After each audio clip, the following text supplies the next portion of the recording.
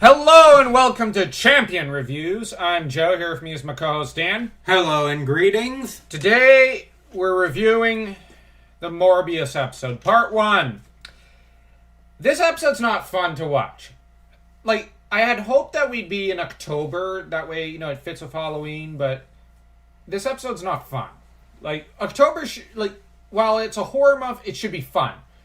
Though there is a lot that happens in this episode. Morbius continues his seduction of Felicia.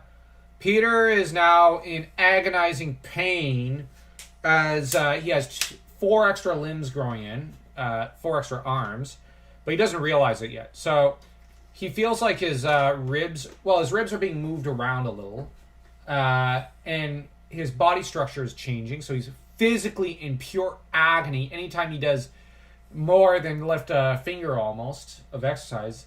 It's like he said, he's getting a massage from Wolverine from the inside. Yeah.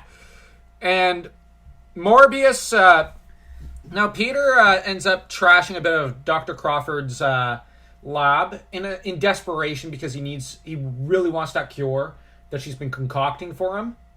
And she ends up, panicked and afraid, and gives it to him, and he immediately feels terrible and tells her, okay, I'm sorry. It's just, I'm in such freaking pain. I can't think anymore all that much, so I'm really sorry. But, she kind of tells him, no apology needed. You've saved my life how many times? No, it's okay. We're friends. And I understand you cannot physically help yourself, but want to alleviate this suffering of yours. And while this is now, Peter goes to run his own tests on this cure and just touch it up a little, because he's more familiar with his own DNA structure than she is. So he's just running similar tests and whatnot, and making sure and touching it up a little. I think he was trying to improve it a little, but the problem is Crawford was running with something she really didn't understand. That's problem number 1 with his DNA. She really didn't get the whole thing. She needed more time to figure it out. Peter probably needed a little less time, but the trouble is he's under a timer even he doesn't. Mm-hmm. He can't work with. And the other problem with him is he is in such pain, I don't think he can properly create medicine for himself. Mm-hmm. And Connors is out of the country at the moment on on a quick trip.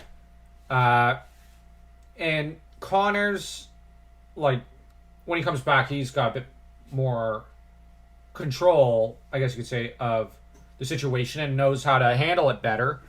But he's out at the moment, which means Crawford's the go-to scientist. I was going to say doctor, but in this situation, because she's almost operating more as a medical doctor. They're both neogenic doctors, but Connors is more brilliant. Now, but they're in 2 different fields to a limited extent. That said, Morbius getting greedy. Now, he's stolen Peter's girl, one of Peter's ex, I guess you could say, because he thought they were still dating. That's why he helped save her. I can't help but wonder if he set up the robbery of her purse. It would be like him. He's scum in this series. I know in the comics he wasn't. It was not his fault. But in the animated series, he's pure scum. He would set it up.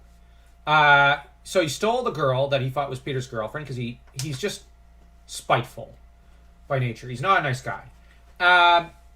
And the thing is, it's implied he's been stealing the odd note from Peter because Peter's still top of the class, ahead of even Deborah, despite his health and superhero career problems.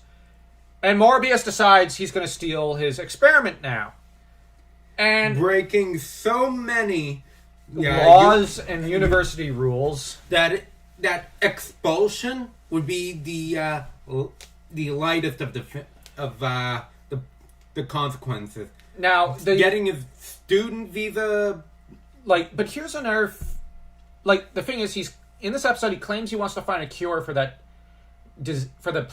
plague that's haunting his home country. I'm going to propose a theory. I wonder if maybe he started it for his own profit. I know that sounds very evil, but this Morbius, I wouldn't put it past him. Because here's the problem. He says he wants to help his people, but he does nothing to focus his research in that direction.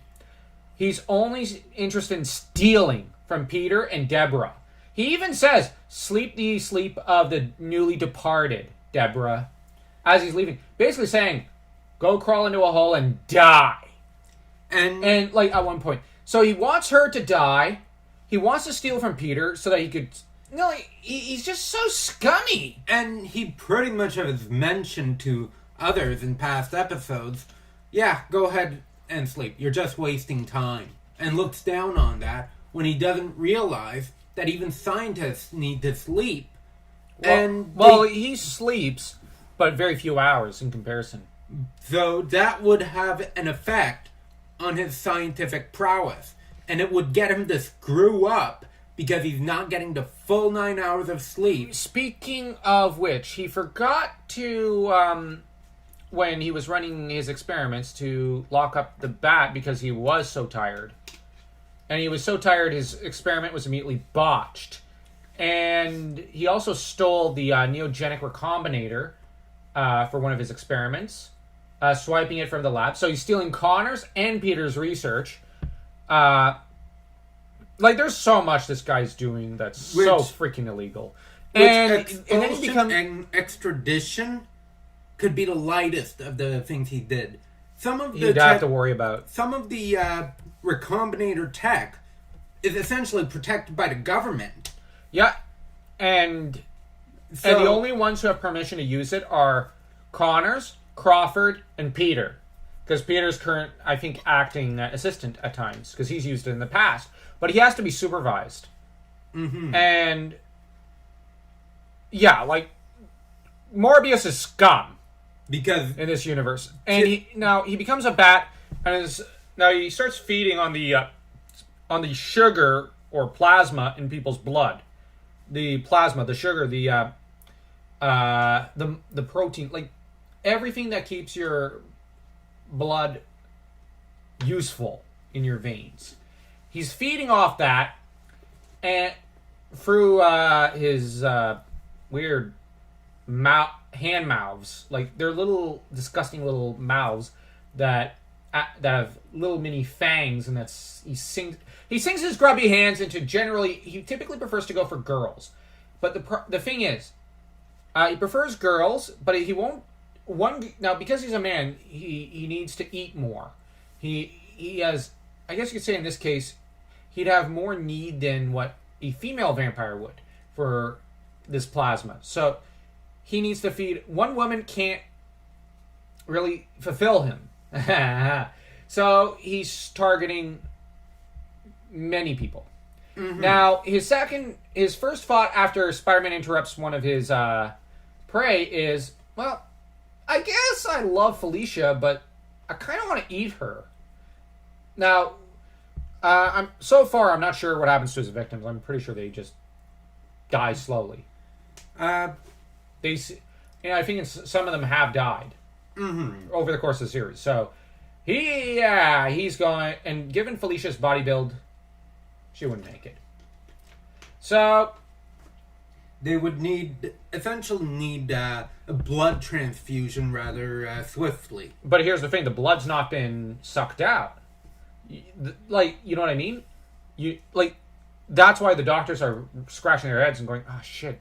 We gotta add plasma in there somehow, and proper all the stuff that keeps the blood useful throughout your because he's not draining the blood; he's draining what makes the blood important in your body, and it's so weird. I don't understand the science behind it, but the series makes it sound legit. We're just not scientists.